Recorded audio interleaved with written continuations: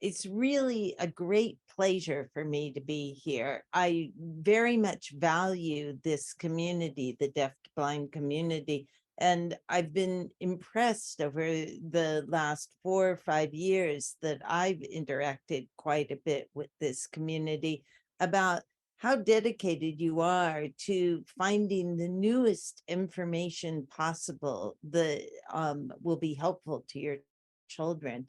I really want to make this talk accessible to you, and it will be much more interesting for you and for me too if you feel free to interrupt me as I go. So if you have questions or you have comments or you want to add to the discussion, please do. I would really, really welcome it.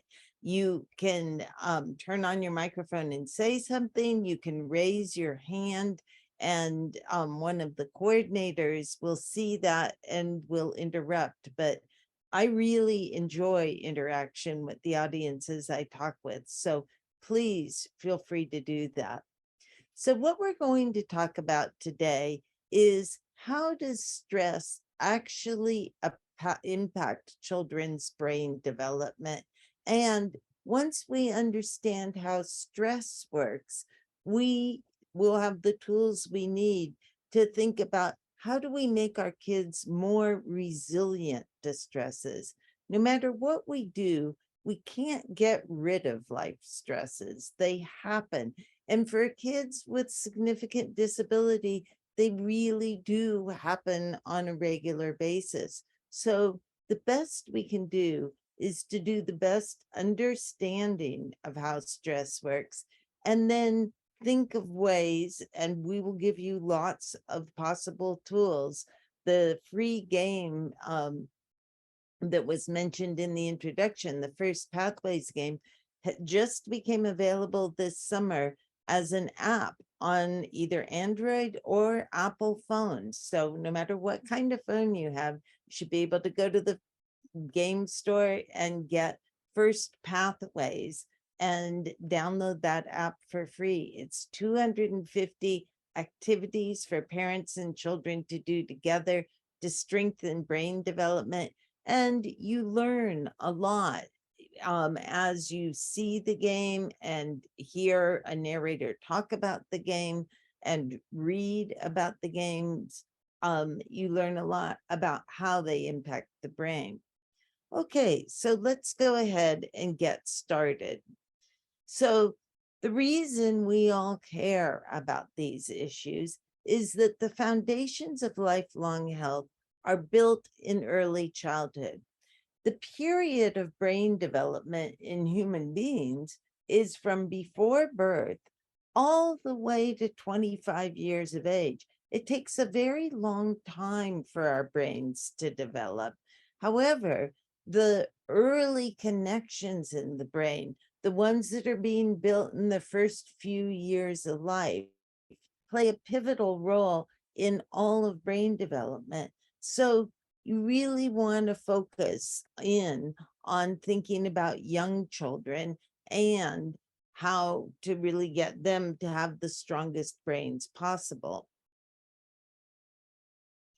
So it turns out that a key factor in building brains is the experiences that children have. And this often takes people by surprise. They're there. I thought the brain development was totally genetically programmed. You're born with your genes, and they tell the brain how to be built, and it's built. It just unfolds on its own. And that's a public misunderstanding of how brain development happens. So the first thing that we're going to do is spend some time talking about first trying to convince you that experiences actually really do help build brain development, and then really show you how does that work? How do genetics interact with experiences to impact brain development? I like to use this graph, and it may not look all that scientific to you, but I think it does a really good job to convince you that experiences are really doing something. So what are we looking at here? we're looking at the change in vocabulary of a child from the time they're born, 0 months of age, until the time they're 2 years old.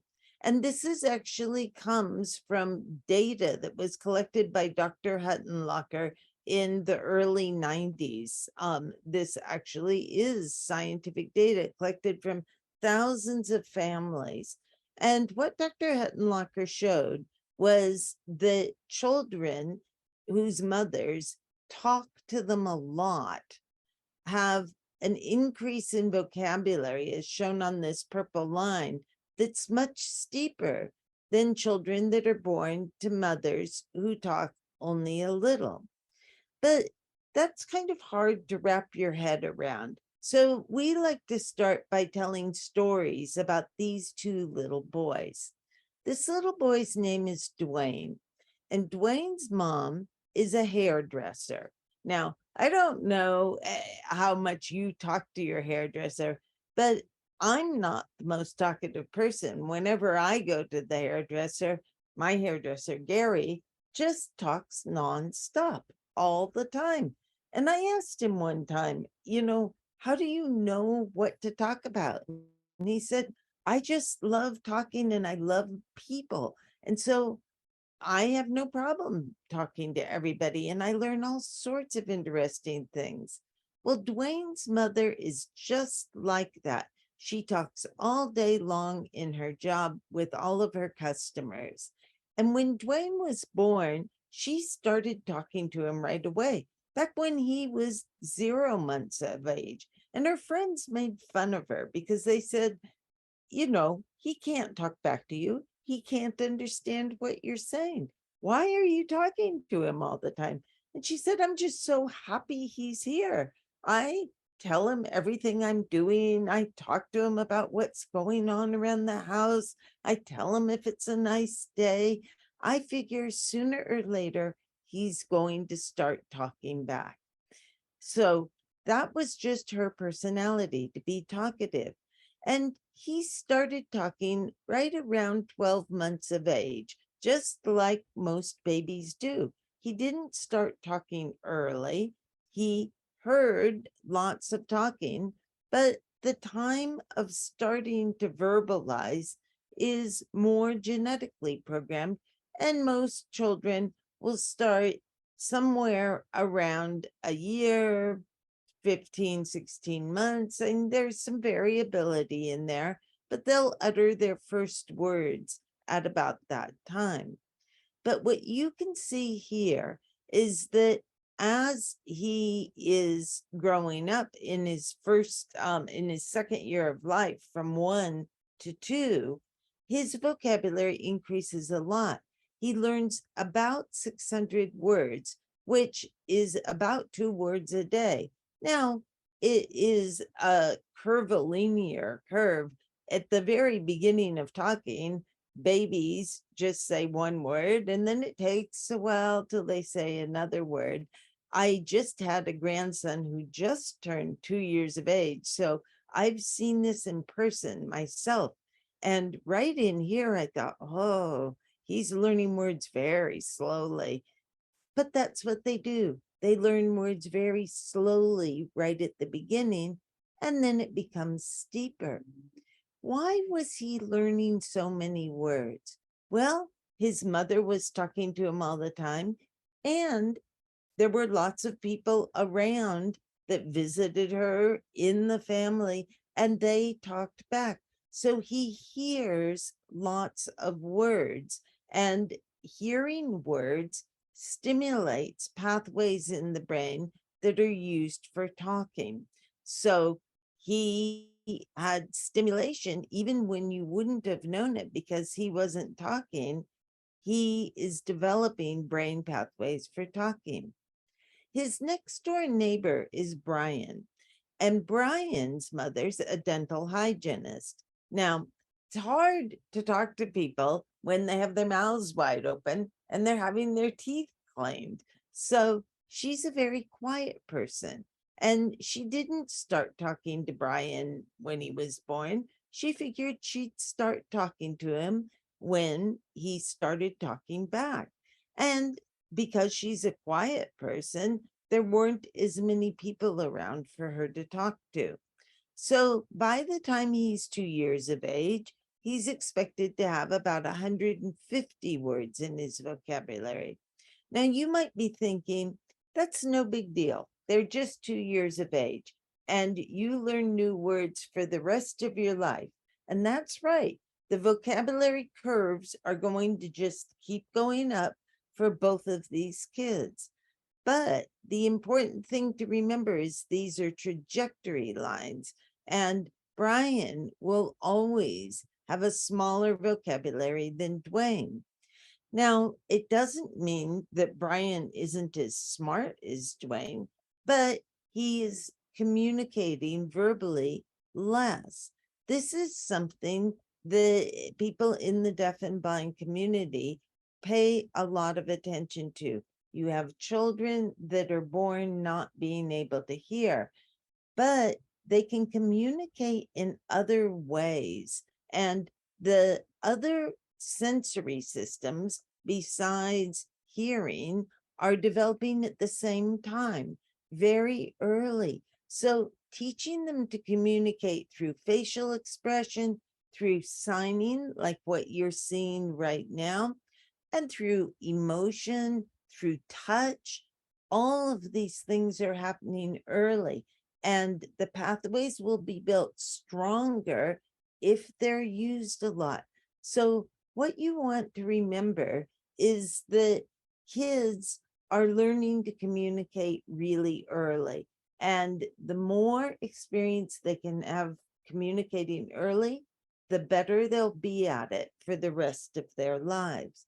So, this story is meant to convince you that experiences really matter. There's going to be a lifetime difference in how these two kids communicate because of their early experiences. It has nothing to do with genetics, and has nothing to do with education level. If anything, Brian's mother is more educated than Dwayne's mother. It has to do with the experiences the children are having. So let's now think about, how does this really work in the brain? And this may seem a little overwhelming, a picture of brain cells. I'm a neuroscientist. I look at how children's brains develop. So I like this, but I will be able to explain it to you. So you will like it too. You will really understand once you get your head around this figure. And this will help summarize things. So I like to start thinking about brain development by using my hands. And I'm going to put up two hands here. These are two brain cells. Let's say they're located right here in my brain.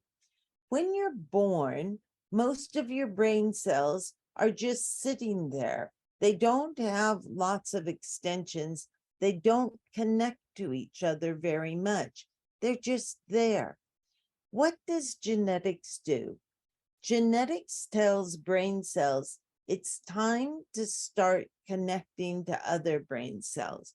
So if we look at this diagram over here on the left, what we see is individual brain cells, and they have a few extensions, but they're not very connected to each other.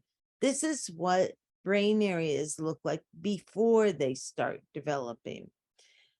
Then they start to sprout connections. That's what genetics does. It tells them to start sprouting connections and making lots of connections. And the way that brain development works, you make an overabundance, too many connections to start with. And then some of the connections are pruned away, and some of the connections become very strong and sturdy, and you have them for your rest of your life. So you're looking in a brain area here that's right in the process of developing, and there's tons of connections. But when it's finished developing, it'll have many more connections than it did when it started, but it won't have anywhere near this number. That's because pruning has happened. Now, the key question is what determines which connections get pruned and which connections get strengthened? That's 100% dependent on experiences. The connections that get used a lot have a higher probability of being permanent. The connections that don't get used very much are more likely to be pruned away. So if you as a parent know when the developmental period is for each part of the brain that controls different functions, and you get children to have experiences that use those functions while development is going on, then they will have more brain pathways for that function. So look at this diagram over here on the right. This is telling you when some of the brain areas are developing. The upward swing of each of these lines means connections are forming. The downward swing means that pruning is going on. So the period of plasticity is from the beginning of the upward swing to the end of the downward swing. Let's look at sensory pathways. We started this discussion by talking about hearing, but it's true for virtually all the sensory pathways, for vision, for taste, for touch, for hearing, for smell. All of these pathways start making connections before birth. So birth is indicated right here by this blue arrow. They are making most of their connections before the child is born, going into the early part of the first year of life. The period where the connections are really responsive to experiences is during the first year of life. And it goes a little longer than that. By the time a child is around 3 years of age, they have all the development of the brain pathways that control sensory systems. So from the time a child is born through the first couple of years of life is a really important time for sensory experiences. You want your child to be exposed to seeing lots and lots of things, seeing the world around them, seeing your face, seeing people's expressions. The game I talked to you about, the First Pathways game, has lots of games for kids 0 to 6 months, 6 to 12, 12 to 18. And many of these games are fun things you can do to stimulate sensory pathways, because the more they get used, the stronger those pathways will be to underlie sensory function for the rest of their lives. Let's look at language. Language, you start getting connections developing prenatally, but then through most of the first year of life. And then the pruning process goes on until about 7 years of age. I have lots of parents who say, that can't be right. You learn new words for the rest of your life. So obviously, you're learning language. I mean, you can even learn second languages or third languages well after 7 years of age. And that's right. But you're not building new brain pathways for language. If you learn another language in high school, I learned Spanish in high school. I did a good job learning Spanish. I got good grades and I had it for 4 years. So I learned a lot of Spanish. But my Spanish had to use the brain pathways that I had built in the first 7 years of life that were tuned to speaking English. So if you heard me speak Spanish, you would say, oh, poor girl. She learned Spanish after her brain pathways were built, because she doesn't sound like a native Spanish speaker. She sounds like an English speaker speaking Spanish. So you can learn new words, you can learn new languages later in life, but the brain pathways that govern language are built in the first 7 years, and you will have more of them and be better at speaking the more you speak in those first 7 years. Now, it's not just true for language, oral language. Again, in your community, the deafblind community, there's a lot of concern over, does this only apply to oral language, spoken language? And the answer is no. This applies to the ability to communicate. So children may sign, children may verbally communicate, children may use touch as a way of communicating. However it is that they're communicating, you want them to use those communication skills a lot in the first 7 years, because they will then be better at them the whole rest of their lives. After the period of plasticity, I often get asked, what happens? Can you no longer build brain pathways? And the answer is, you can build brain pathways after the period of plasticity, but it takes a huge amount more use than it does during the period of plasticity. It's more difficult to build brain pathways. And the pathways that you build aren't as solid. They don't stay as permanently. So really trying to take advantage of when is the period of development of each system in the brain is a good idea.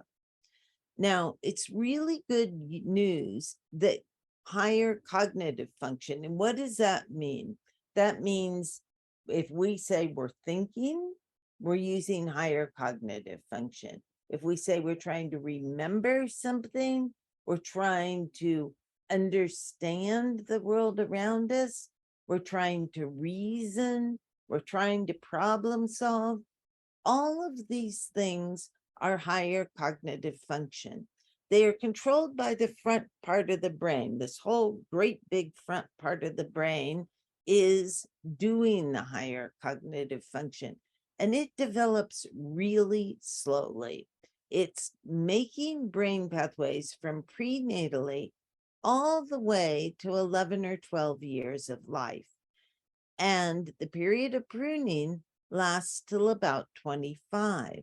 So when kids get to be 18, 20 years old, I know because I have 3 kids that are past that point now, you look at them and you think, you're totally grown up, you're totally an adult, but they're not. They're still building brain pathways for reasoning, problem solving, inhibitory control. And if you've had children that are 18 or 20 years of age, you know that they're not so good at multitasking. They're not so good at inhibiting things. They're not so good at problem solving. So you have to give them longer. These pathways are sensitive to experiences all through the teenage years and halfway into the 20s. So having brain building experiences that teach kids problem solving skills during this time is really, really important. And those front part of the brain send connections back to every other part. So let's say that you didn't become a really good communicator in the first 7 years of life. You won't be able to build a lot more brain pathways in this set of brain pathways, but you're still building brain pathways that regulate these pathways. and they can help kids become better communicators. So kids can still become better communicators after 7 years of age. They're having to use other brain circuits to do that, not the brain circuits that are kind of customized for communication, but it's still possible. So the reason we're telling you this is we're trying to get you to understand that for young children, it's really important to know when different functions are developing and to give them as much use of those systems as possible during that time. But we're not telling you this to discourage you. If they get past the period of plasticity and they still aren't as good as you think they need to be, do not worry. Keep working with them on things like communication skills. They'll use other brain pathways that are still developing for the first 25 years in order to become better communicators. This is a really good point to take questions from the audience. And I think especially my experiences for the deafblind community, we often have people who have questions at this point, and I would really welcome any questions or comments.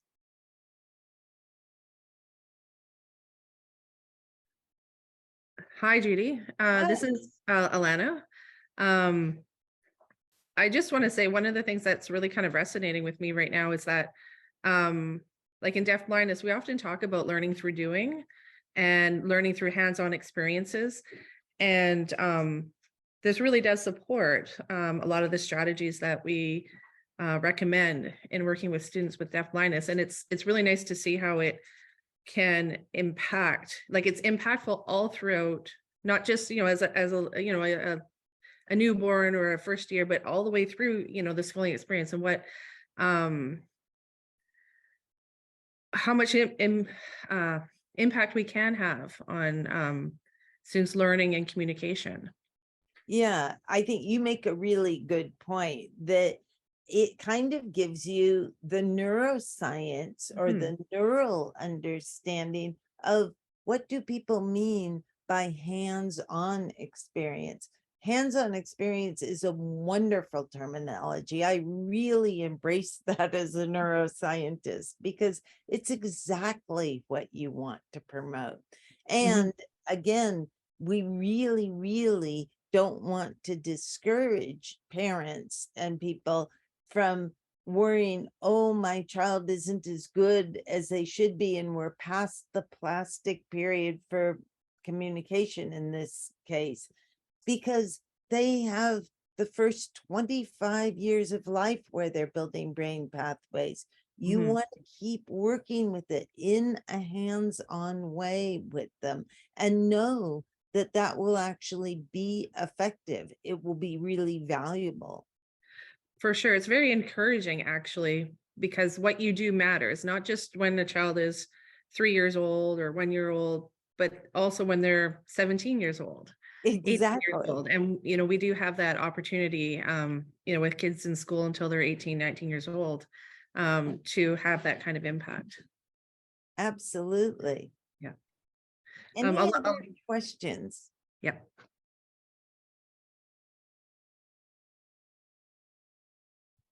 Judy, I just, this is Annie. Yeah. I just had a kind of a question clarification, just because the brain stuff, this is so fascinating, but new to me. So when you talk about pruning, that's just a very typical thing that happens with everybody. That's correct, right? That is correct. And so frequently I get asked, neuroscientists don't really use that term pruning. And I'm there, no, they actually do. So you can think of it like a clippers of a rose gardener. Roses send all sorts of shoots out, and you only want to keep the strong ones that could support a rose. And so you clip away the little skinny branches that develop. And that's exactly what the brain is doing. It is it is making lots and lots of connections. The ones that get used a lot become thicker and stronger and sturdier. The ones that don't get used much are very small and weak. So it is a lot like a rose gardener, and they just have a higher probability of being pruned away. And the normal way that every single brain area develops is to make an overabundance of connections and then to retain and strengthen the ones that get used a lot. Because I think nature realizes that you don't know what kind of situation children are going to be born into. Who knows what they'll need and what they'll be doing. So every system in their brain makes lots of connections. So it has lots of potential.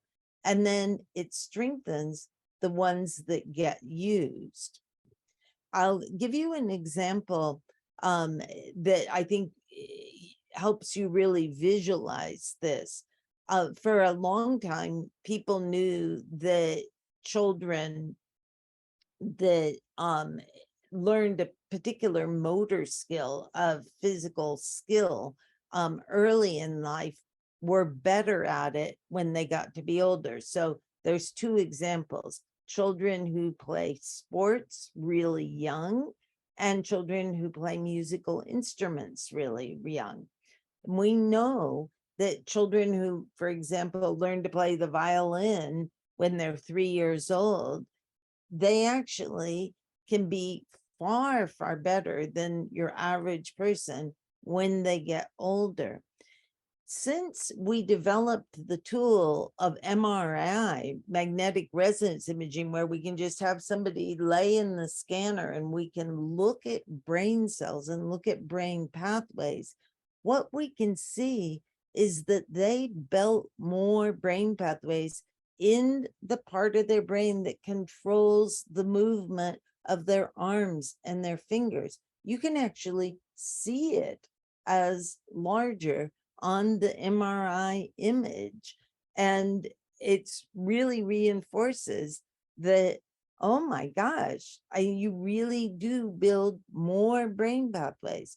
Now, if you teach a child a violin at age 3, does that mean they're going to be a concert violinist? No, it doesn't. It means that if they decide to keep playing the violin and they have the opportunity to keep playing the violin, that they have the potential to be better than most people. However, to play the violin and be a concert violinist, you have to have the opportunity, you have to have the incentive to do it, you have to have been given the opportunity. And it doesn't matter what brain pathways you have, if you don't have the opportunity and the incentive, you won't use it. So you could have really strong underlying brain pathways for playing the violin, but never play it later in life because you didn't have that opportunity. So I think that story helps you understand that you really do build more brain pathways. In order to make use of them, though, you have to be given the opportunity and the incentive to make use of them later in life. Does that kind of clarify things? Yeah, for sure. That was a really good example. Thank you. Are there any other questions right now, or we good to keep going? All right. Okay, well, we'll keep going, but please feel free to chime in. I think if you clarify things as we go through them, we're going to go through a lot of different information in this talk, and we have a few hours to do that. So it makes a lot more sense to ask questions as they come up.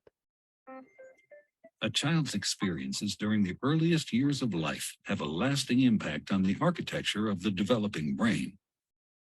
Genes provide the basic blueprint, but experiences shape the process that determines whether a child's brain will provide a strong or weak foundation for all future learning, behavior, and health. During this important period of brain development, billions of brain cells called neurons send electrical signals to communicate with each other. These connections form circuits that become the basic foundation of brain architecture. Circuits and connections proliferate at a rapid pace and are reinforced through repeated use. Our experiences and environment dictate which circuits and connections get more use. Connections that are used more grow stronger and more permanent. Meanwhile, connections that are used less fade away through a normal process called pruning. Well-used circuits create lightning-fast pathways for neural signals to travel across regions of the brain. Simple circuits form first, providing a foundation for more complex circuits to build on later.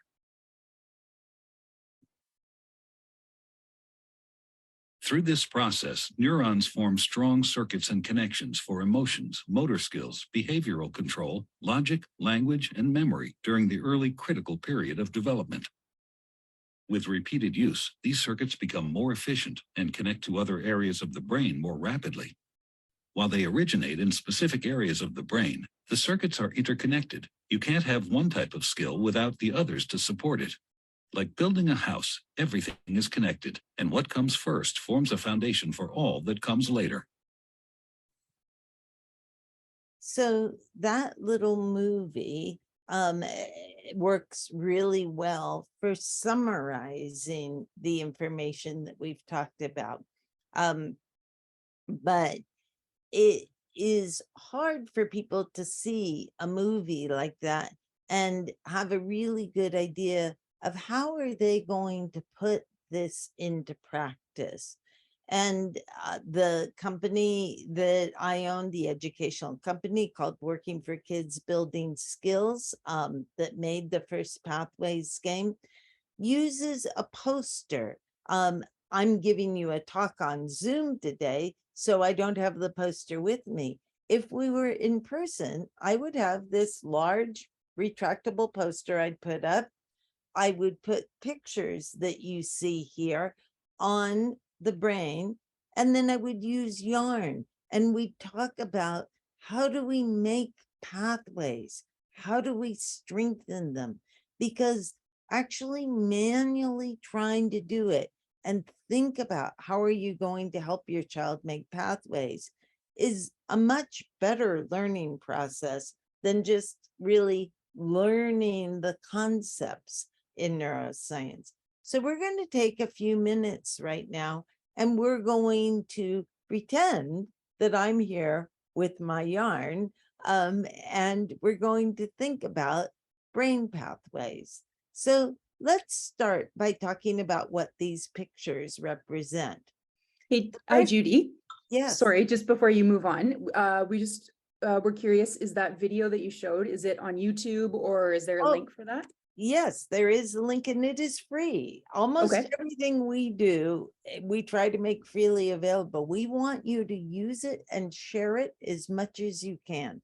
So the video, and I've made a number of videos like that, was made under the auspices of the National Scientific Council on the Developing Child. It is run out of Harvard University at the Center for the Developing Child. So I believe you have shared a PDF of this presentation, and I think the link is right there by that, and you can click on that, it will come up. But you can also go to the Harvard Center for the Developing Child and type in brain architecture movie or video, and it'll come up, and it's downloadable. Perfect. That's awesome. Thank you, Judy. Okay, wonderful. So we're going to talk about this. The first picture I put up on the brain always is this picture of a little baby's eyes, because this back part of the brain here controls vision. Vision is one of the senses that human beings use a lot. And I know in the deaf-blind community, it's obviously a sense that you are concerned about a lot because you have children that have vision problems. So we will talk about that, and we'll talk about the other sensory processes that are forming at the same time. Vision is here. I don't have an ear on this diagram, but hearing happens in this part of the brain. Both of these areas are developing connections, making connections before birth. And during the first year to 3 years of life, you're getting the pruning, the experiences that are pruning. So having children have as much visual experience as they can and as much hearing experience as they can in the first years of life is important. The next brain area that I would put up is this little boy making a very grumpy face. And this represents an area that both controls the production of emotions and being able to interpret emotions. It starts developing before birth, and you know it does because one of the first things babies do when they're born is they cry. Anything that they're capable of doing at the time of birth, you know, brain pathways that control that function must have been developing before birth. So if you can do it at birth, you already have some brain pathways being built. So this area starts making connections before birth, and the pruning process is finished at about age 5. Again, people are skeptical about that. They think, wait a minute, you have lots of emotions that you don't experience till you're an adult or a teenager. And my answer is exactly as it was for language. Yes, you may not be jealous, you may not fall in love. These are all emotions that you can experience for the first time later in life, but you're using the brain pathways you built in the first 5 years of life. So it's really important for children to see lots of emotions and to be able to make lots of emotions and express them. This can take parents by surprise. You hear lots of parents of 2-year-olds say, oh, I try not to let my child have temper tantrums. I'm embarrassed about that. And I say, oh, temper tantrums are great.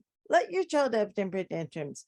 You want them to express their emotions as much as possible in the first 5 years of life. They will build strong brain pathways for being able to understand emotion and express emotions for the rest of their lives. So that can make you feel a lot better about the emotional issues that your child goes through as they're growing up. They are not hurting your child. Right above this brain area is an area involved in communication, not just verbal communication, although the picture is a little girl talking on a telephone to her mother. It's any kind of communication. We learned that that starts developing prenatally, and it develops for the first 7 years of life. And there's another brain area that we talked about a little when we talked about the violin. This is the motor area, and it has a very similar developmental time course. It starts developing prenatally. Babies can move at the time they're born, and it continues to develop for the first 5 years of life. And then we have this area. The whole front part of the brain is used for thinking and reasoning.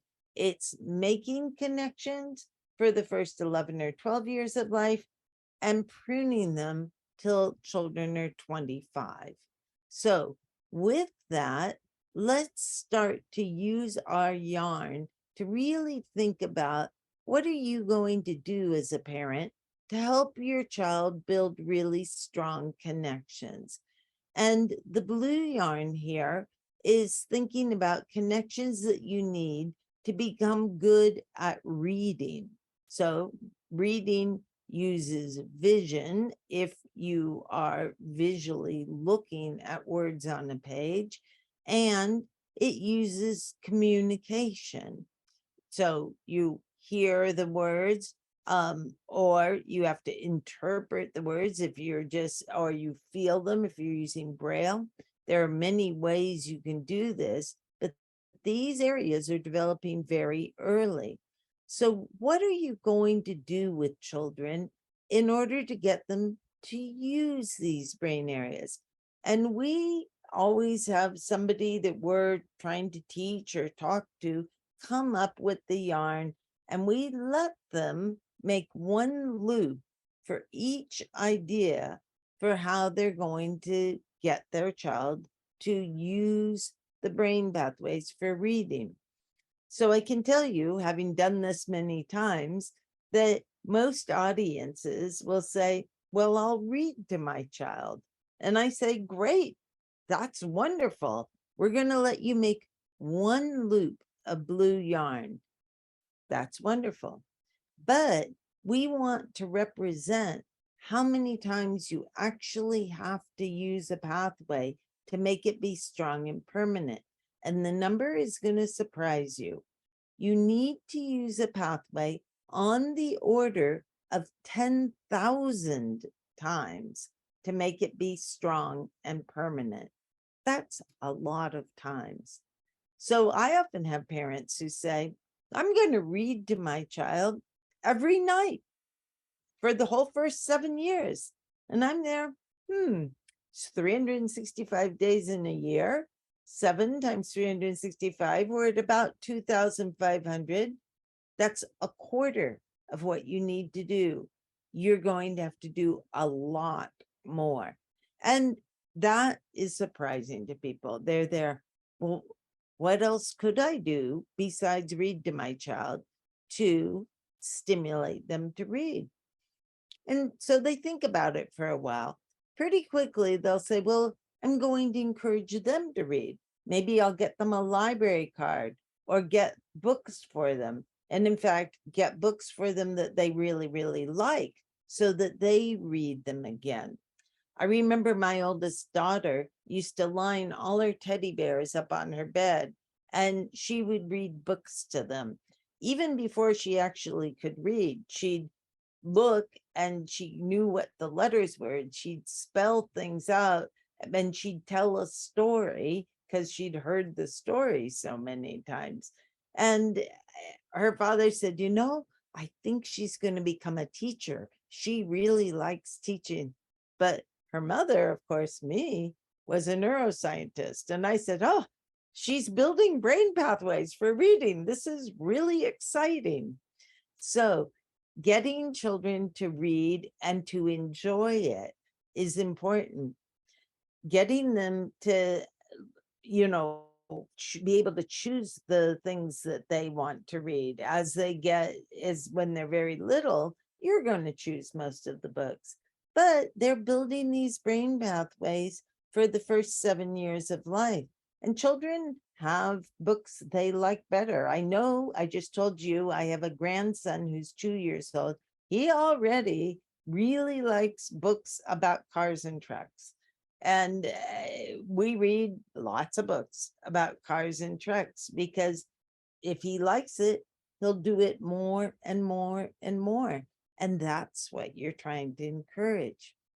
Nevertheless, if you're trying to get to 10,000 times using a brain pathway, you have to do more than these two things. You have to get children to read off and on all day long, all evening. You need to try to get them to read a lot. And so you ask people to think about, well, how else are you going to get children to read?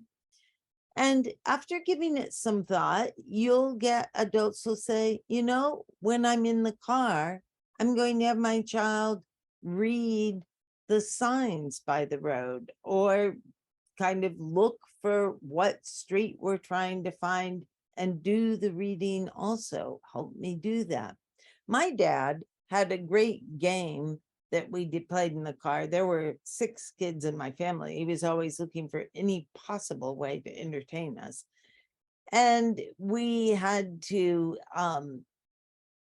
find letters and that spelled a word. And so we had to be looking at street signs, we had to be looking at billboards, anything we could that had writing on it, so we could spell the word we were trying to spell. Games like that are great. You're getting your child to use their reading skills even when you're driving in the car. I've had parents tell me that they have their children read recipes while they're cooking. That's fantastic. It's not a time where you think they would be doing reading, but you're making use of an activity. So you really want to think of every possible time you can get them to read. You want to make it as fun as possible so they'll do it over and over again.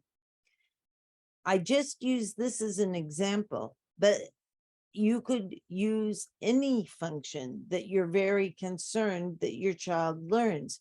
Learn when the plastic period is, and then be creative about how you can get them to do that activity over and over again and make it really fun for them so that they'll strengthen that brain pathway. Are there any questions at this point? Judy, it's Maureen McLean. I'm an occupational therapist, and I don't have a question, but I do have a comment. Mm-hmm. You've just given me one of those beautiful light bulb moments that feels so good when you were talking about emotions and how the pathways that you've built before up until the age of 5. Mm-hmm. And because I work in the area of self-regulation, a lot of the work that I do is working with children and teachers around their social emotional learning. And so that has really helped me explain perhaps to the adults in a child's life why some of the same pathways are being used as they get older, and how I don't know what we can, now I know this, I don't know what perhaps I'll do to help, but I know that we're relying on pathways that have maybe been laid down much earlier than I previously thought. So thank you for that. Now I have to go and think critically about what to do about, now I know this information. Well, thank you for that comment. And I want you to keep it in mind, because in a few minutes, I'm going to be talking about these orange pathways. And in fact, we're going to talk about exactly what you brought up. These orange pathways, remember, that are involved in problem solving, thinking, reasoning, they connect to every other brain area. And we'll give you an example of how these pathways that are still being built to 25 can be used in emotion regulation. And I think that will even further expand how you understand this. So I'm looking forward to talking about that and hopefully hearing what you think about that. Thank you. Okay, we're going to talk about this red path. Judy. Oh, yeah. Oh, sorry. I just No. I just wanted to make a comment. You use, when you were giving that last example at the end, you used the word creative and I think I just would like to highlight that, especially looking at our population of our students and our children who maybe in the car, they're not able to see a street sign, and that Right. just like, well, that's not realistic. But just, I think it's our job as their teachers or parents to see, okay, well, what does this look like typically? And then how can we be creative in regards to reading, and when you're going to talk about emotions and stuff, and how can we be creative to give them opportunities that more match their sensory needs. Exactly. Right. Yeah. Exactly. And always keeping in mind that the more fun that they can be having, the more they'll do it. And so I think, especially in the deaf-blind population, there can be a lot of frustration, and you don't want to be pressuring them to do things that feel very frustrating. You want to be creative and make a way for it to be fun and enjoyable, and for them to feel like I'm doing something and this is very positive and I'm getting lots of positive feedback for it. And again, as we progress in today's talk, we'll talk about how important that positive feedback is. Absolutely, yeah. Okay, we're going to talk about this red pathway next. And one thing that parents don't like hearing about, and I know because I've been teaching this for some time, is that children, in whatever they're doing, are building brain pathways, even if they're doing things that parents really wish weren't happening. So, what is this red pathway? Well, this is an example of a child growing up in a household where there's an adult that has trouble controlling their anger. And this child, because they're exposed to that angry parent on a very regular basis, becomes an expert in knowing when individuals are angry. And angry is pretty complex. You can get loud and red and mad. That's anger. But withdrawn and silent can be a lot of anger also. So kids who are living in environments where people get angry become super good at detecting anger. And almost always they'll run and get out of the way. They'll go to their room. They'll go outside. They'll hide in the closet. They'll, if they can't physically get away, they'll often just get away from the situation by ignoring it, focusing in on something they're doing and ignoring what's going on around them.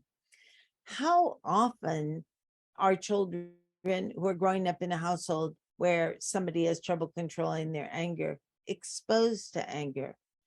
They're exposed a huge amount. There have been a number of studies on this, and they build really strong brain pathways for recognizing anger and for getting out of the way. And this is good because they need that to stay safe. That pathway that they're building is probably helping them grow up and be safe and stay out of the way of somebody that is angry and could potentially hurt them. So it makes sense that the brain strengthens that pathway. But will that pathway be good for them for the rest of their lives? Let's think about this child now. The child is, let's say, in middle school or high school, and they don't do their homework, and the teacher gets angry. What is this child's first inclination? It is to run away. They actually have a strong permanent pathway in their brain that will get them to run away. And that's not what you want them to do. You want them to understand why the teacher isn't happy, and you want them to start doing their homework, not ignore the teacher, leave the room, run away. What are you to do? Well, the good thing is that this part of the brain with the orange yarn is building pathways for the next, all the way to age 25. So a really good teacher would say, I know it's hard when I'm angry at you, but I want you to think about why I'm getting angry. I really care that you do your homework, and I want you to do it. Maybe they'll take them aside outside of class. Maybe they'll talk to them on their own. And what they're trying to get them to do is to see the teacher's anger, but to reinterpret it. The teacher isn't angry because they're mad at me or they don't like me as a person. They're not going to hurt me. They are trying to express that anger is important for me to understand, and they really want me to do my homework.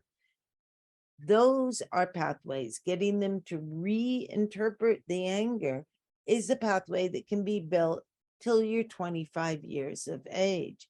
The thing to remember, however, is how often do you have to use that pathway in order for it to be really strong and effective? And the answer is about 10,000 times. And it's much harder when kids get older and you say, you know, I've told you this again and again. And I used to say this to my teenagers all the time. And they would turn around and say, yeah, and you're going to have to, I'd say, I've told you this 10 times before. Why aren't you doing what I say? And they're there. You're going to have to do it 9,990 more times, Mom. They were a little mouthy, but they'd grown up with a neuroscientist.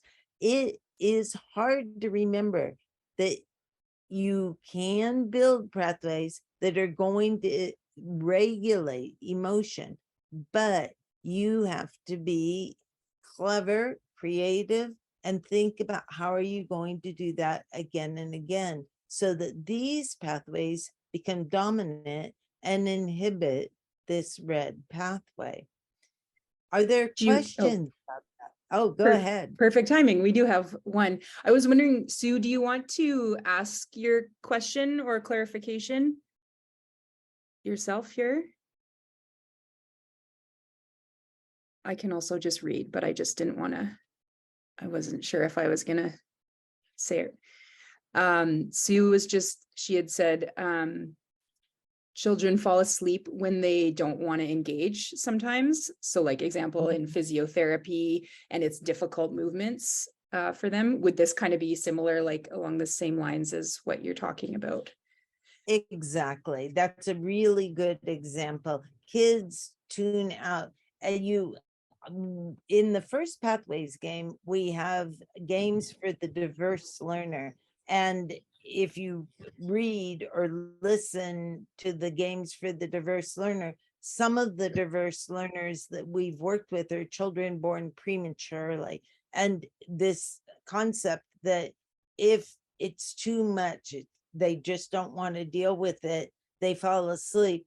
This happens in premature infants all the time. You're just trying to get them to do something you think is easy. You're trying to get them to look at a rattle or look at a stuffed animal. And many babies will be able to track and do that. But a little premature baby, that's a huge amount of work. And they'll just shut their eyes and fall asleep. And so you really recognize that when you are overtaxing children, falling asleep or tuning out is a very common way for them to deal with it. And again, you have to become creative. That is, the brain is saying, this is too much for me. I can't take this amount of stimulation. And I'm anxious and frustrated. And you don't want to keep forcing to do that. You want to try to come up with fun ways of doing the things. And you have to be patient. A little premature baby won't look at things on the same scale at the same time periods as a child that was born at a normal birth time. They're going to be behind by weeks and weeks. And you, the parent, is just going to have to become more patient. They'll start to do things, but they'll start to do them on their own timeline. Does that kind of help expand on that? Sue, did you want to add or Yes. comment? Yeah. Yes, that does. And I've worked with kiddos that become masters at this in their older years. And is that because they've had so much experience with it? Like your red line is very thick and appears to be very strong. So is that also, if they develop this over time and we don't become creative, they just use that as a coping skill, right? When they get 5 or 6 or 7, they'll just shut down. Yes, Yeah. you're understanding extremely well. Okay. You get an A in neuroscience today. You may not want it, but that is a good understanding. And so I think this idea of recognizing what they're doing and trying to come up with ways of making it Yes. more fun, more appealing, less of a routine where you try to get them to do something they don't want to do and then they shut down, because then you're just reinforcing that path. Yes. Yeah, Exactly. because I've had parents say, oh, he's gonna fall asleep. He always does this when, you know, this happens. And I'm going, well, yeah, I'm getting it, right? It's being creative to have the child engaged. Yes, thank you. Yes. So we'll just wrap up quickly with this front part of the brain. With the example we gave of the teacher trying to get the child who had a really strong red pathway here to reevaluate anger, they also have to reevaluate what they do when they're angry. They can't tune out. They can't leave. They need to stay there and try more. So that's this part of the brain, not just connecting to the emotion regulation part, but also connecting to the motor skills part and getting them to do something different, not run away, not leave. So this part of the brain is really powerful. It can get children to reevaluate what they say or what they communicate, to reevaluate what they see in the world or what they hear, what they sense from sensory stimulation around them. But again, I'll remind you that you have to make this fun and you have to get them to do those reevaluation activities over and over and over again. As a society, we have a much better understanding of the fact that you have to get young children to do skills over and over again. As a society, we're much worse at understanding that you have to get teenagers and kids in their early 20s to do skills over and over again. So it isn't just the deaf-blind community that grapples with this. The whole world should be grappling with this, because we could be doing a much better job teaching our young people from middle school till mid-20s how to be good problem solvers, how to come up with new strategies for accomplishing what they want to accomplish. They're building brain pathways, and we as a society need to be more creative and more diligent about coming up with good ways to encourage that. So I feel like I get on a kind of a bandwagon here, but it's an important thing to remember. So let's turn our attention. Oh, Sorry, we just Yeah, have another good, question. I know good, you're good, seeing a good. lot of me. I'm No, interrupting, I but want to see you. yes, no, we have some awesome questions. So Sheila just typed in the chat here. Dr. Cameron mentioned that some neural pathways are formed before birth. Someone just need to mute someone here. There we go. All right, I'll start again. Dr. Cameron mentioned that some neural pathways are formed before birth. At what point in prenatal development are they formed? If a child is born, for example, 2 months prematurely, will they miss development of specific pathways?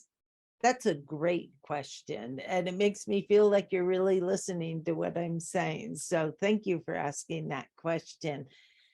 What happens is they start being formed, but there are no pathways that finish their development prenatally.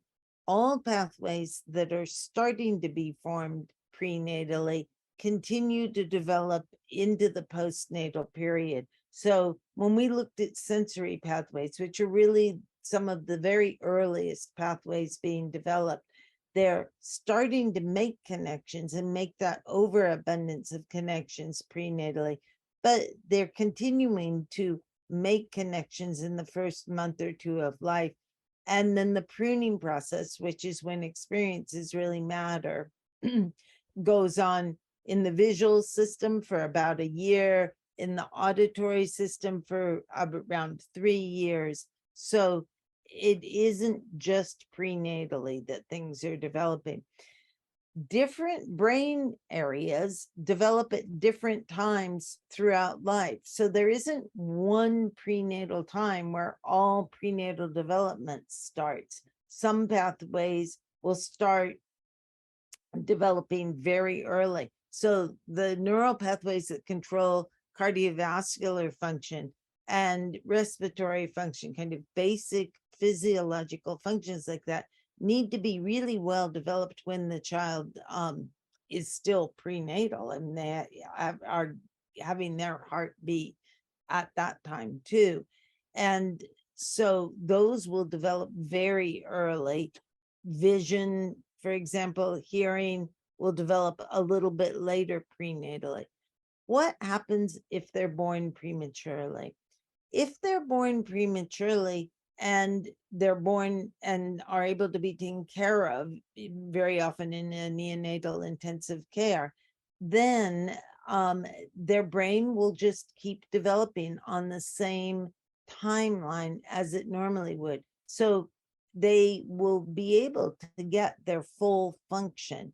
But if they're born 2 months early and they're 6 months old now, they will be expected to function like a 4-month-old child, not like a 6-month-old child, because 6 months of their age includes the 2 months that they were born prematurely. So you need to expect that they're going to be behind by at least the amount of time that they were born prematurely.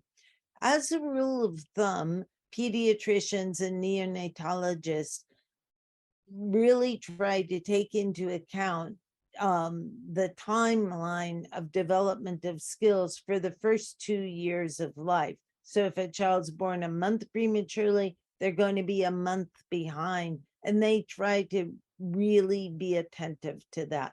By the time they're 2, there is a lot of divergence in how children are developing skills, and you no longer have to account usually for the fact that they were born a month prematurely. But during the first 2 years, you definitely need to keep that in mind.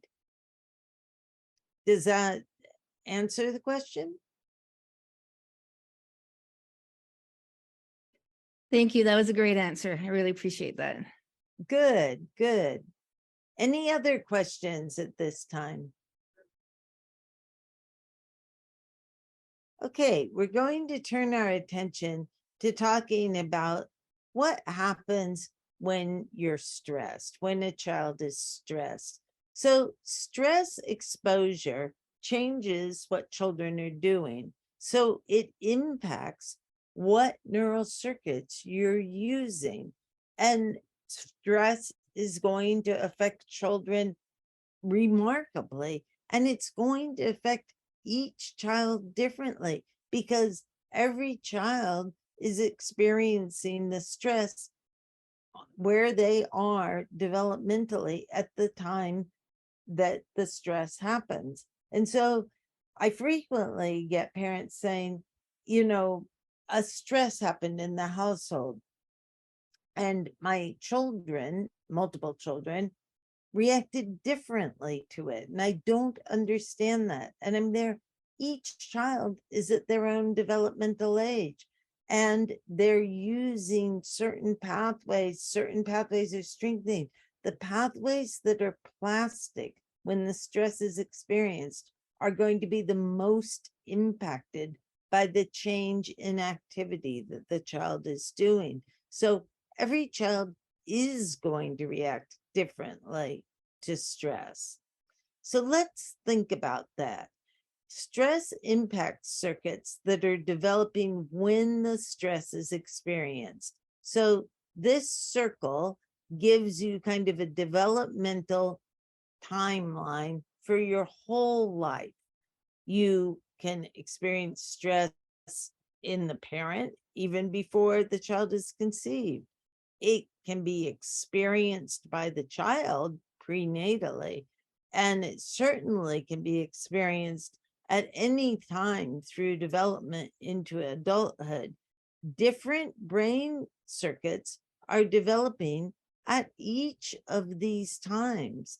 And so what we want to remember is that stresses are cumulative over time. If you experienced one stress here, let's say right at birth, then it's going to impact the circuits that we're developing right then.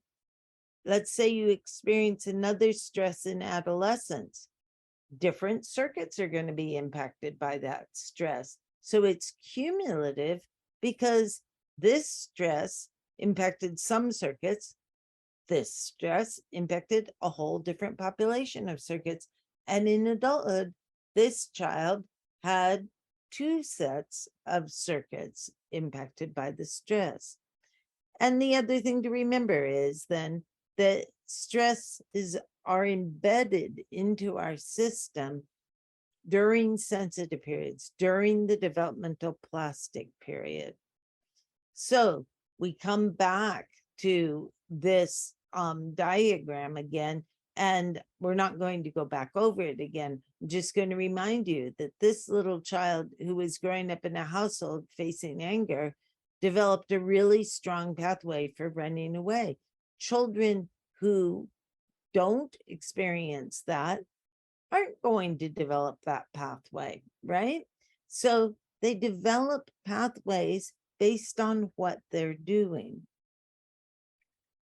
What we want to really focus on is protective interventions that can strengthen brain development and enhance resilience. The chances that you or me or anybody is really going to be able to decrease children's exposure to stress is very low. We can all want to decrease their exposure to stress, but whether we'll be able to do it or not, very marginal. We should be focused much more on how can we help them develop resilience? How can we help them cope better? So we have a conceptual framework where we think that programs such as parenting education, sound nutrition, stimulating experiences, and health promoting environments are all pushing upward on a child's developmental trajectory. But stresses are pushing downwards, and unfortunately can lead to impaired health and development. What we really want to put in place is new protective interventions that would be able to block that downward exposure to adversity. So that's not saying we can block adversity. It's saying, what can we do to protect kids so adversity doesn't have such a strong impact? Now, I have very good news for you. Capabilities that help with stress management are things like focusing attention, problem solving, planning ahead, behavior regulation, controlling impulses, adjusting to new circumstances. We call this whole population of skills executive function and self-regulation skills. And you already have learned in this lecture what is governing those. It's that front part of the brain. It's developing all the way to age 25. So we can't block stresses in children's lives, but we can help strengthen these skills. And we have a lot of time to do that. I'm hoping you're hearing this as a very positive message. Even if you have children that are 10, 13, 19, who still aren't dealing with stress well.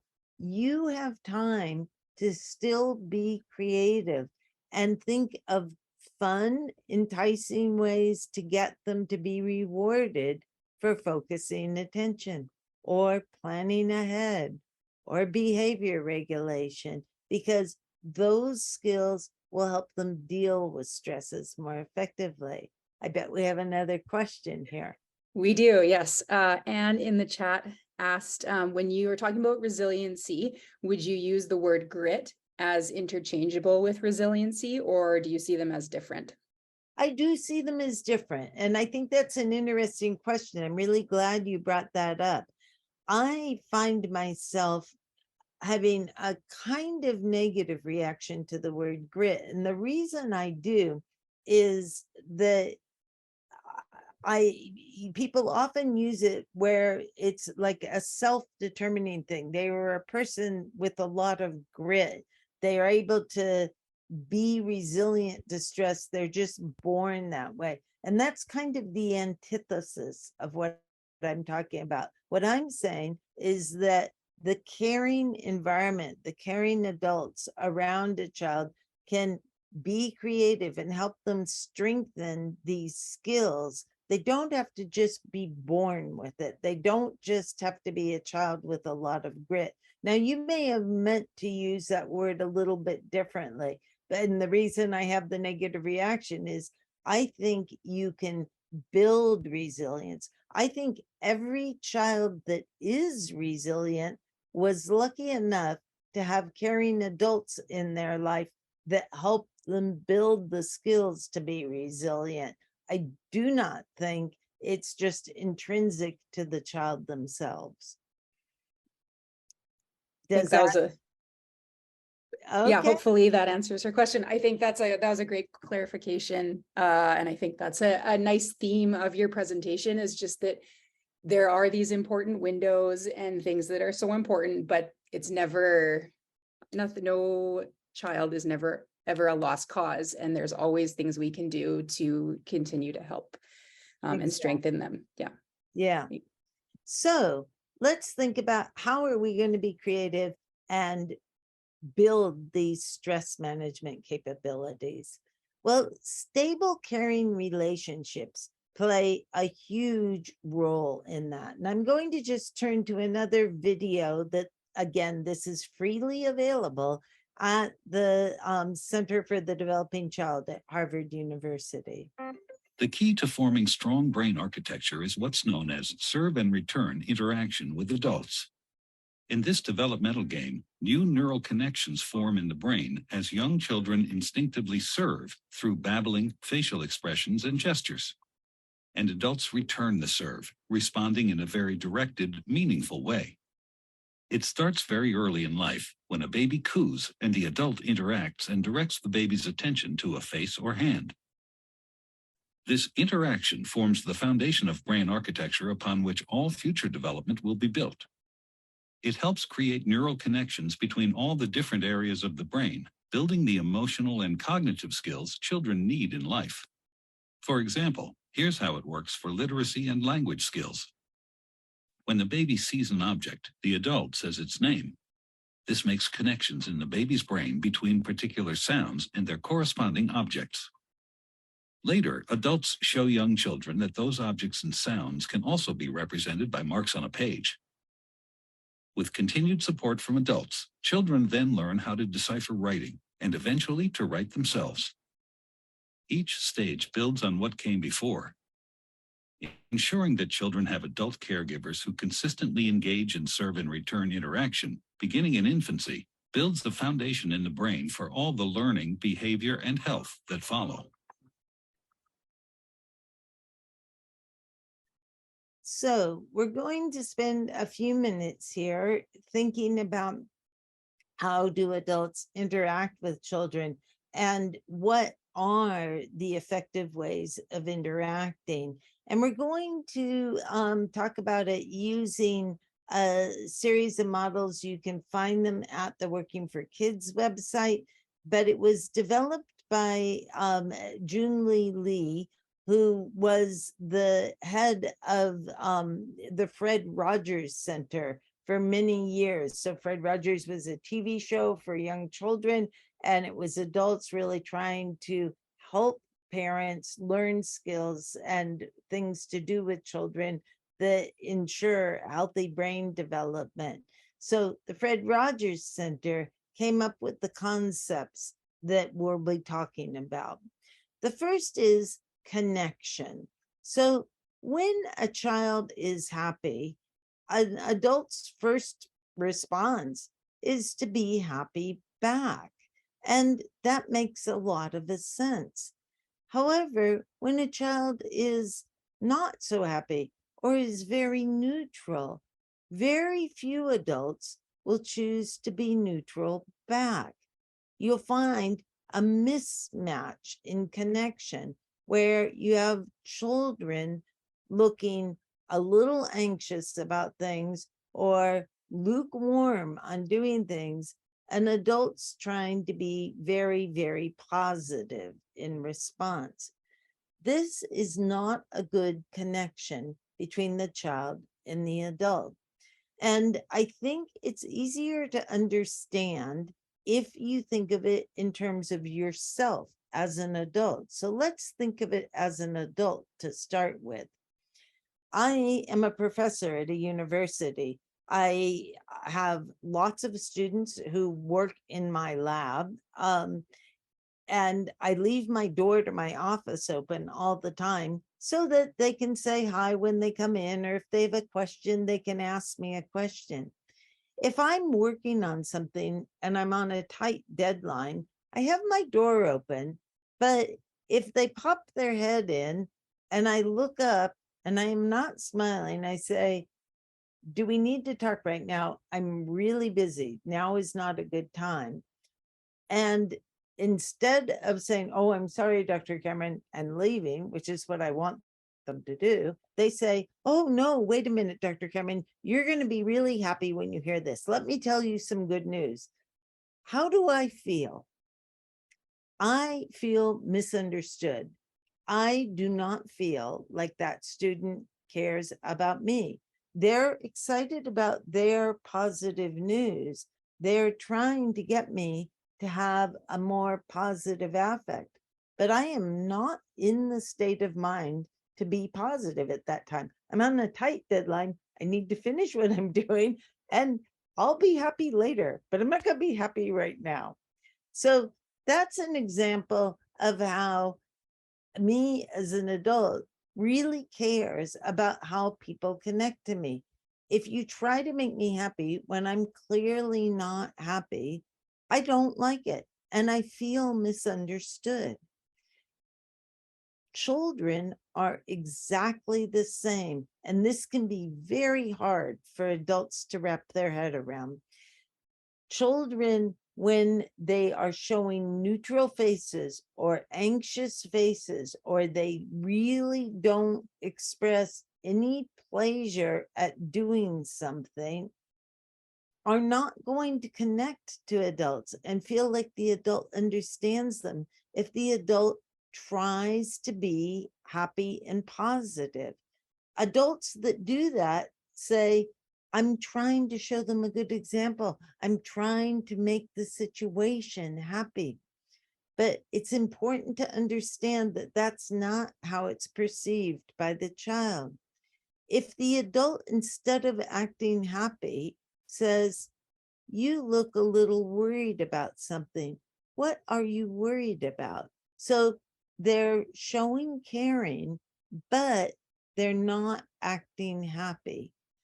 This child is much more likely to feel like they're being understood, like the adult really cares about them. The adult really wants to understand them. They're much more likely to perk up, and then the adult can perk up. But if the adult pretends they're happy, this little child is going to feel like, you don't understand me. I am not happy. I don't want to do this. Or this is really, really hard for me and I don't like doing it. Pretty much everybody in the deafblind community has had this experience. And really what needs to happen is the adults need to rethink the interaction. So what makes a big difference is letting the child drive the interaction. Where is the child at? And then trying to match where they're at, tell them you understand, and help think through things together so both of you can get to a place where you find something that is happier. I suspect there may well be a number of questions about this. If people have questions now, I'm happy to talk about it. If you want to wait a few minutes, I'm happy to come back to it. Okay, we'll move on to the next kind of interaction, which is called serve and return, or the back and forth interaction between children and adults. The key to understanding serve and return is to understand that it is the child who is doing the serving. Many adults will say, I am trying to get the child to do something, so I'm going to serve. The child should return my serve.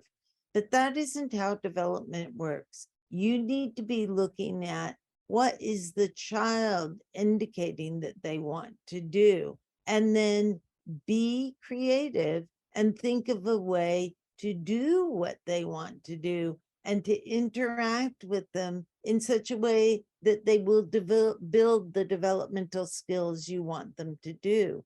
So let's say we have a child who doesn't want to try to talk at all. And every time they can hear a little, and you're trying to get them to use that hearing, but they tune out every time you're talking to them. Maybe they want to communicate, but they want to do so in a different way. You as the adult need to be attentive to that and communicate in the way they want to attend. Maybe you can make hearing things a fun game. Instead of them needing to communicate and try to hear you, you're both listening for something. You're both trying to do the task, and you make it a fun, silly game, something that isn't so stressful. So serve and return requires that adults pay a lot of attention to what the child wants to do, and then they creatively try to facilitate the child being able to do that. At the same time, they're thinking, I need to get them to develop skills. How am I going to build that in, but still get the child to feel like you're being attentive to their desires?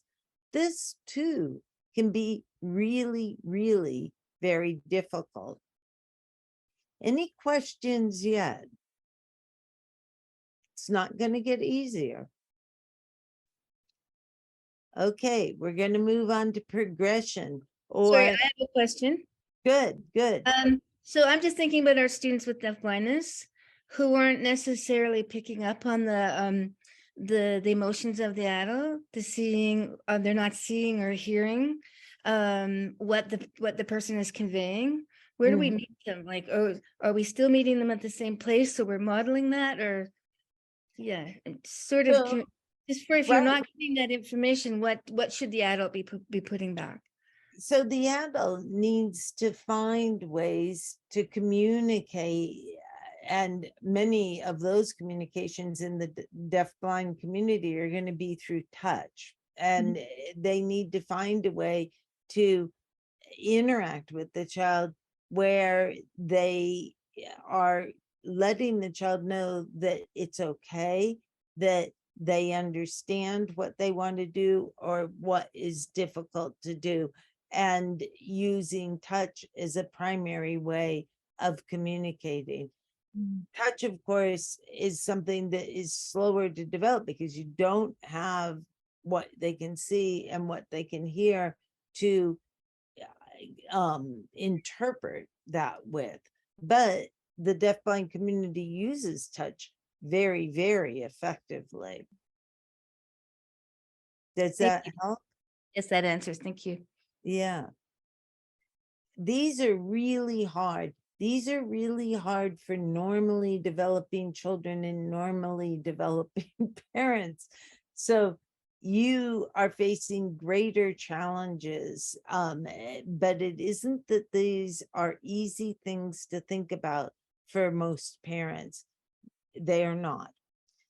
So this concept of progression or opportunity to grow, when children are little, we help them step by step.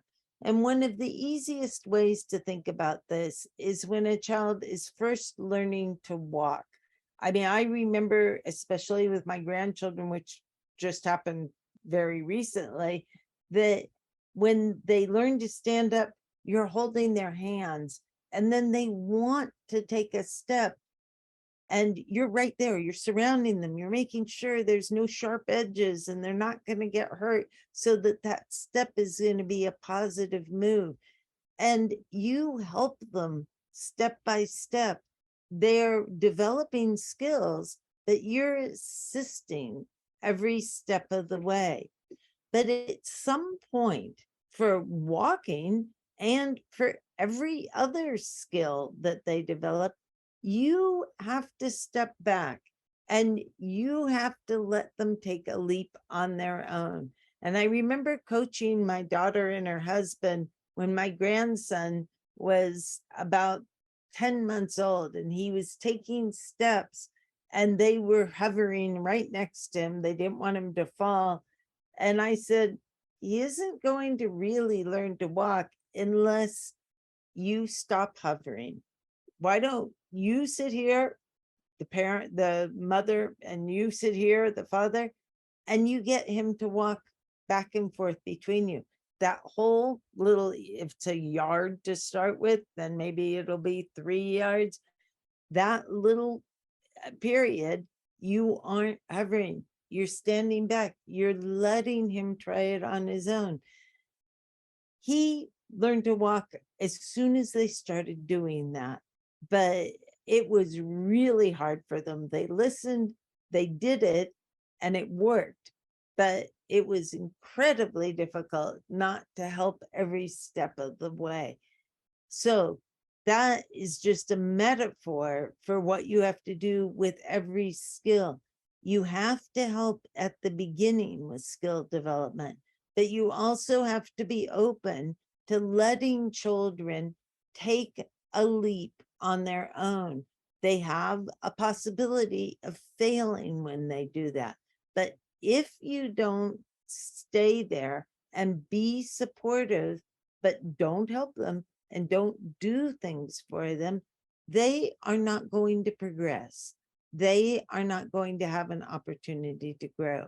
So it's in their best interest for you to be right there, be really positive, be supportive, but don't do things for them. Now, when they're very first learning, you're going to help every step of the way. And that, of course, is expected and is a good thing. But at some point, you do need to step back.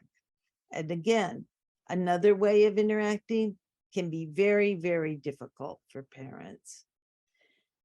These are the 3 interaction skills that I want to talk about. Even if we don't have many questions about them, I hope it gives you food for thought and things to think about. Because for most adults, these things don't necessarily come naturally. They think, I'm adult, I know what's best for the child. Let me just show them what to do. Let me direct the interaction. And the most effective way to get kids to learn things is to let the child direct the interaction. Any questions? Hi, Judy. This is Alana. I just sort of have a comment. Like you're talking about, following the child's lead or following the child's interest. And that's such a great way to build a bond or build a trust where, can go a long way to helping a student feel safe in an educational setting or at home or wherever they are.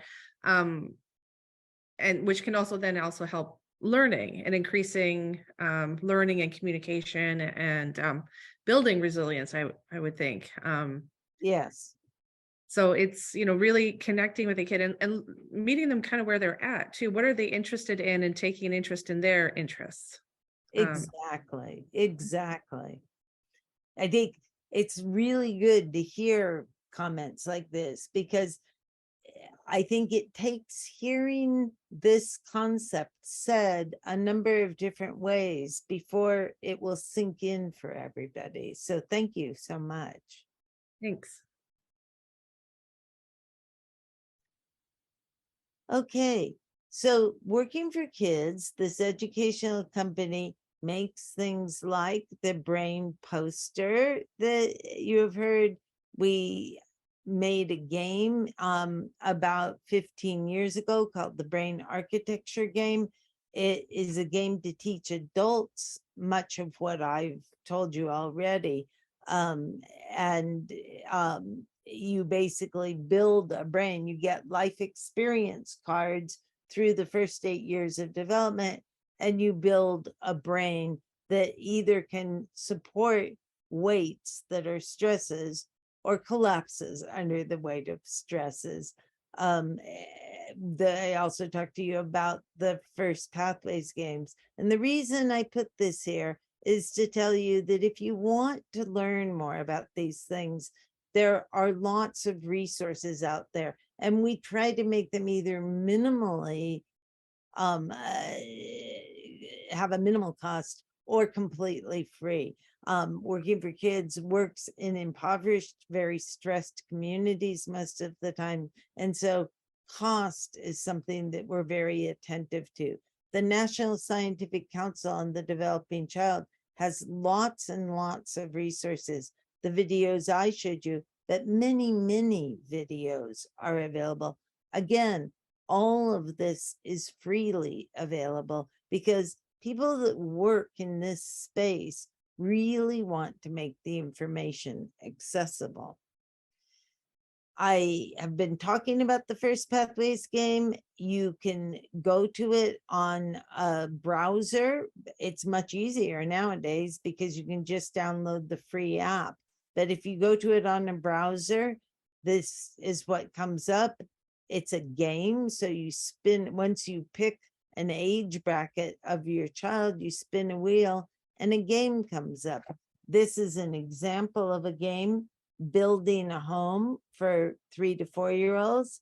Give your child some pipe cleaners and straws and ask them to make an animal out of them. So it's fun. They're being creative. And then have them build a home for the animal. What areas are you helping strengthen? You're helping strengthen fine motor skills because they're having to manipulate the pipe cleaners. You're asking them to make an animal and then to make a home. They're having to problem solve, but they're doing it in the context of a game.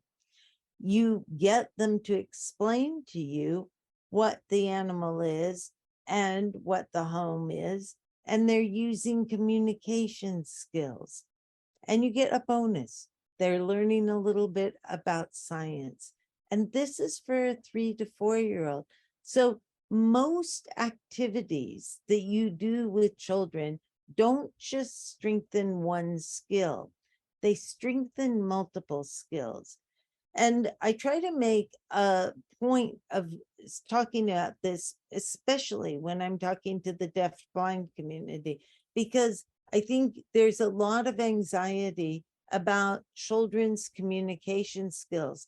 And of course, you're paying a lot of attention to that. But if you can have them do activities that use other skills that they actually are good at, that they don't have a deficit at. So motor skills are a really good example, then parts of it will be rewarding, not frustrating, will be fun.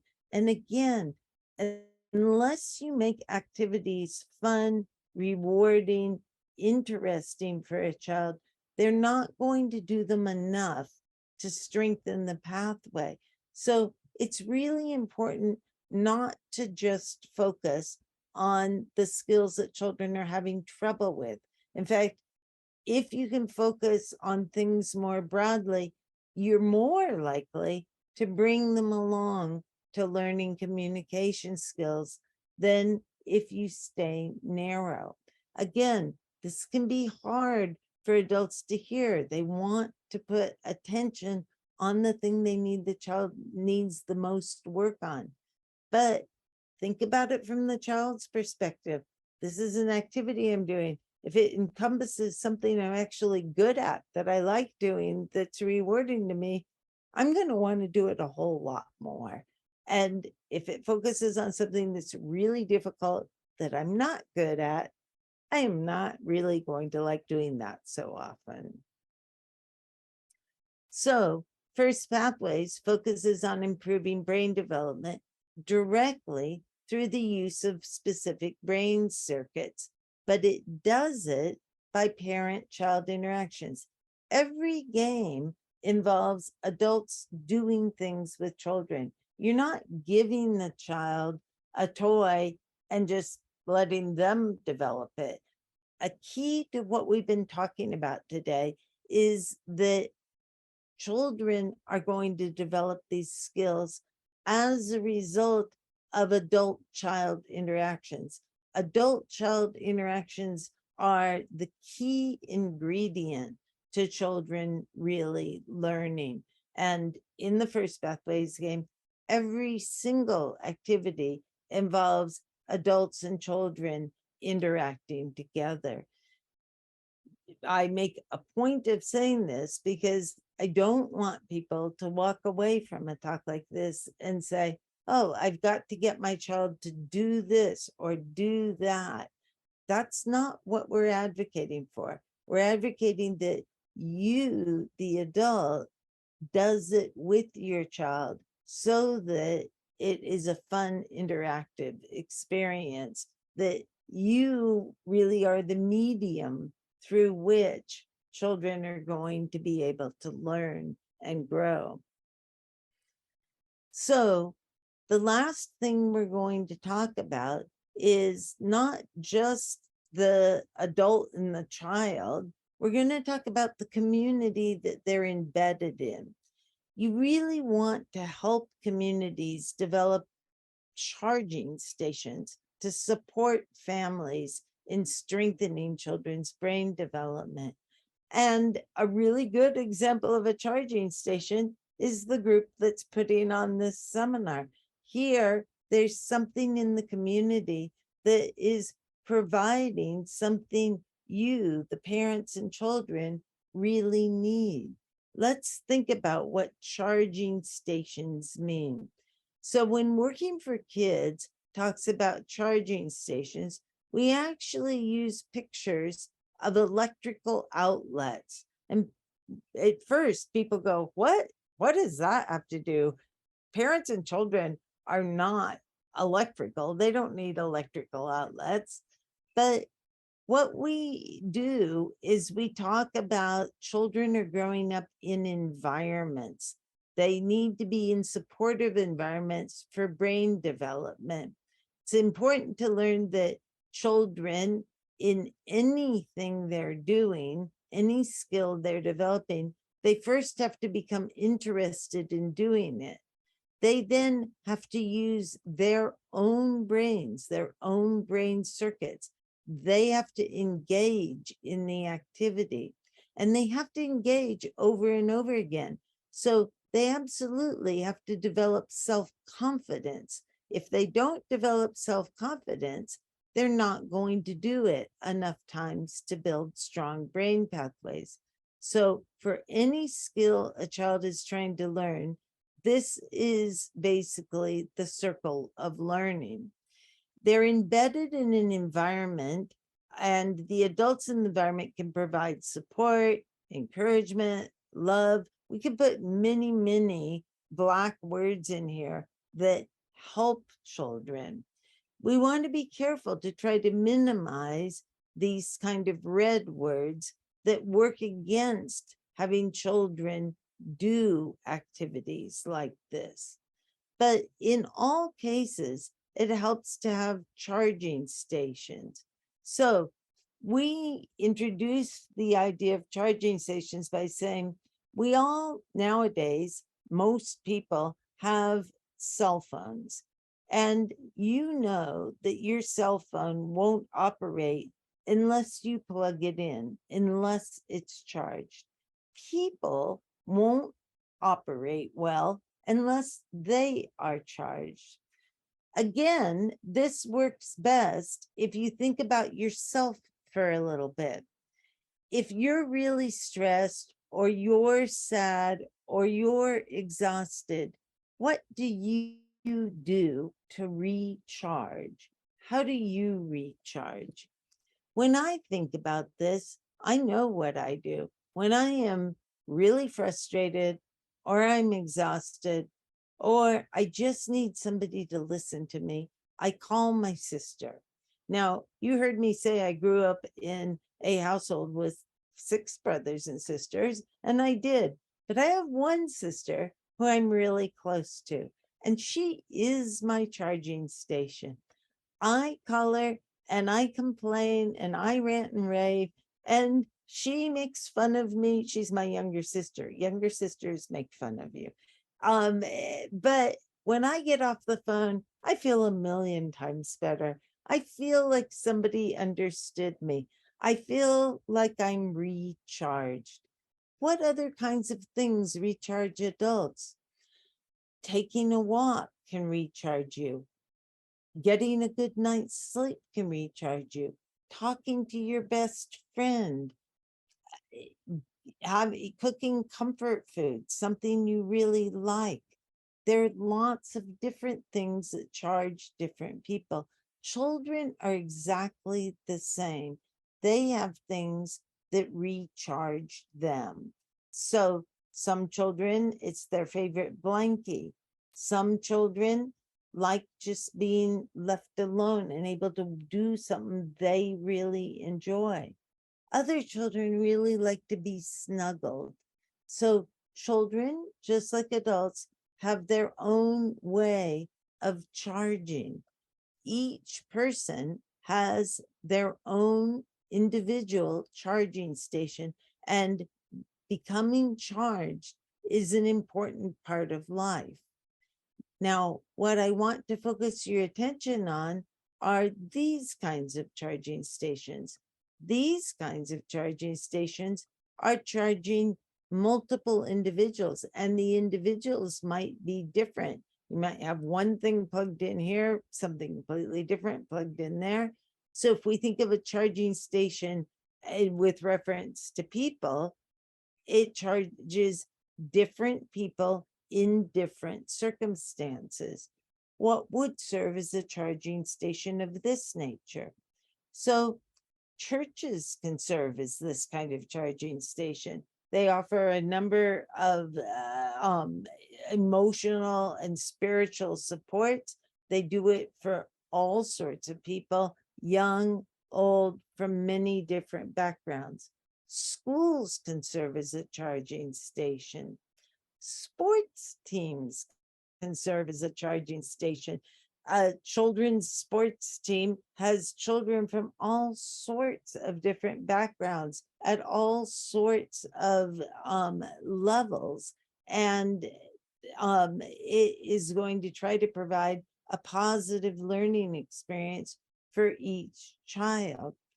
Support centers, like the support centers that support the deafblind community, are charging stations. They offer resources, they offer tools, they offer ideas. When you're really frustrated, they can help you cope with things. You need to take care of yourself. You as an adult are trying to provide a really strong, sturdy environment for your child to succeed in. Try to make use of all the charging stations that you have available. We spend a lot of time trying to work with community groups to get them to think about, is there a charging station that they would like to have that they don't have access to in their community? Could we help them lobby for getting a charging station like that? So you don't just have to use the charging stations that you have in your community.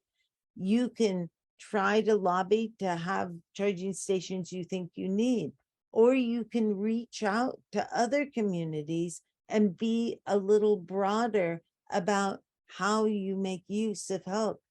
But don't feel like you have to do everything on your own. Realize there isn't anybody who can survive without a charging station. It's okay to need a charging station.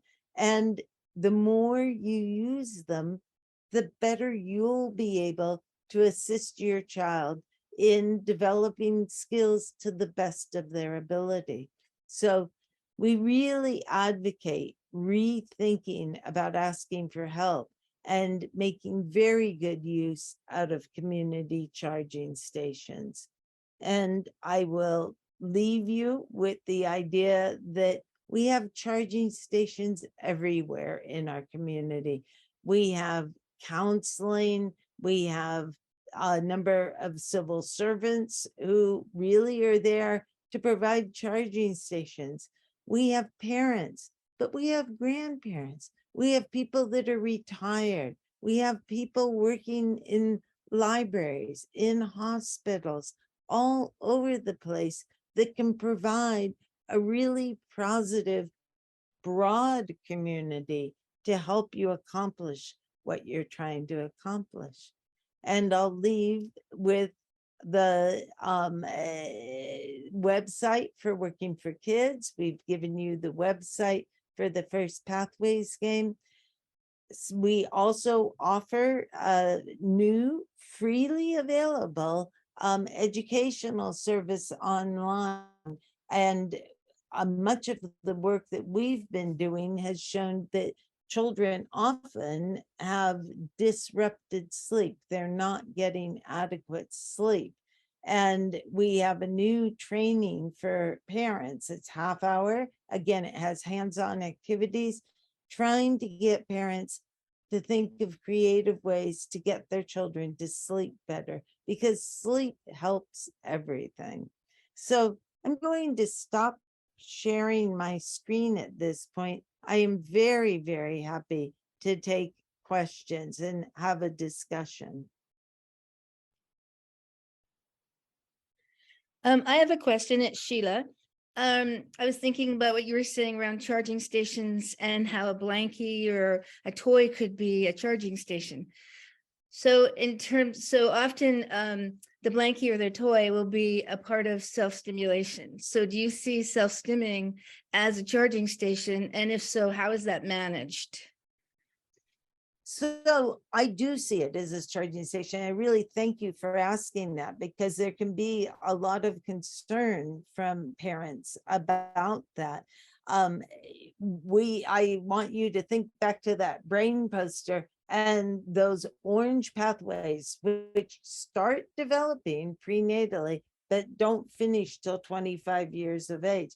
So children can develop attachment to a blankie or to thumb sucking, or my daughter, and who knows why, would pet her eyelashes to calm down. Every single night before she went to sleep, she petted her eyelashes. It was a very unusual move, and I thought, boy, we'll see how long this lasts. I am a little concerned about it. But you have pathways that are developing all the way through childhood that help with regulation of what children are doing. All those front brain pathways are inhibitory. They actually inhibit things. They're trying to modulate and regulate. So things that children develop early that are a charging station for them, I think we probably overly worried that they will continue to do them a lot. We should try to keep in mind that their brain just naturally is going to be developing regulatory skills, but the regulatory skills take longer to develop. Does that make sense? Yes, thank you.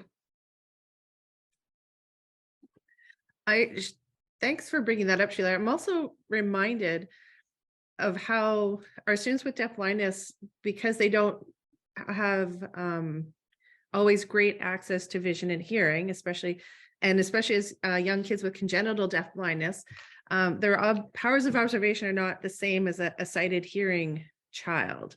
Right. And so they might develop interesting, charging stations that, that may be different than kids who have vision and hearing. And so I think it's also really important to observe your student or your child to see, what does bring them, gives them that opportunity to recharge. Because it might look a little different than kids who can observe and say, hey, I think that might be helpful for me, or they start imitating or copying it. But our kids, can't always observe for that. Yeah. I think that's a really good comment. And I think it not only builds on several things that we've talked about today. We've talked about interacting with children by letting them serve and you return. So that builds in that what will work as a charging station for each individual is going to be different and is going to be individual.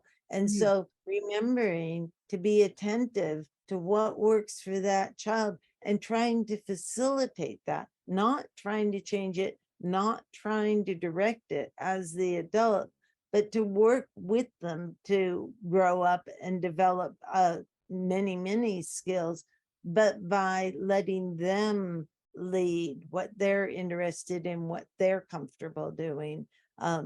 So I think that strengthens even more the comment you made that they come up with their own way of charging. Just like your daughter had her eyelash. I've never heard of that one as a self, a charging thing, but interesting, all kids can come up with interesting ways to make them feel, to get that energy back. Right. And to feel at peace, to just feel soothed. No, that's exactly right. True. Other questions? I'm happy to talk about anything.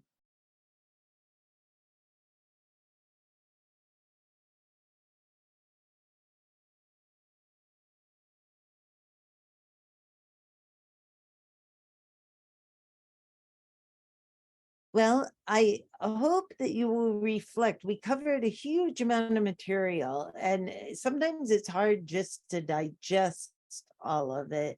I am very available. If you go to the Working for Kids website, there are email address, and I will get the email that you email to Working for Kids. And you can just say you were in this conversation and you've thought of something since we met and you would like to run it by me or you'd like my input. This is what I spend my life doing. So you should not feel bad at all about getting a hold of me.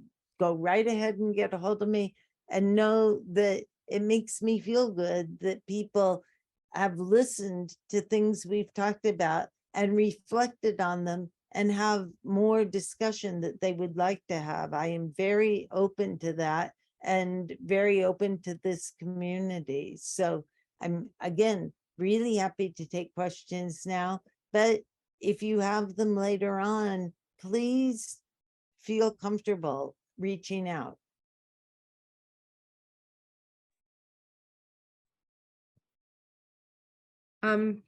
Thank you, Judy, for such an uplifting and positive presentation. I'm sure I can speak for everybody when I say, I feel very hopeful in taking with us that what we do really does matter, and Mhm. that we can have such positive influence on students and their programs, throughout their entire educational career. Like, and it's all meaningful, Right. and it's all it's all possible. I took a gazillion notes. And Well, you can reach out also. for sure. And I think, in the field of deafblindness, like, because we work so closely with our students in one-to-one situations, that we have an opportunity to really have a strong influence in helping students grow, develop resilience, develop learning and communication skills. And one of the things that I was jotting down in my notes as you were going was how much all of this information supports best practices in deafblindness. Oh, just to good. name a few, as I was going along, building an emotional bond or a trust bond, through strategies such as serve and return and following the student's lead, which is also another best interest or best practice, can go a long way to helping develop resilience, develop learning, communication. Experiences, the importance of experiences. So learning by doing, participating in activities from setup to cleanup to develop conceptual understanding will build neural pathways, using all the senses to help build Right, pathways. right. Going at the student's pace, Mhm. following the student's lead, going at their pace. Scaffolding learning, partial participation. So you're supporting a student as they learn and develop, and then, step back as they work on independence. Routines, another place Mhm. to build those neural pathways. So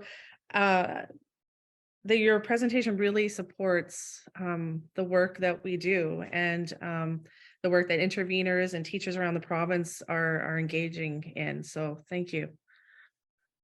Well, I think I love that you summarize that, because again, people need to hear these concepts from different perspectives for them to sink in. And I think you have a perspective that I don't have, and it's nice to see that go together. For sure. And having the science behind it too really helps strengthen that, we are on the right path, that we are Right, exactly. working in ways that are going to support these things for students and children.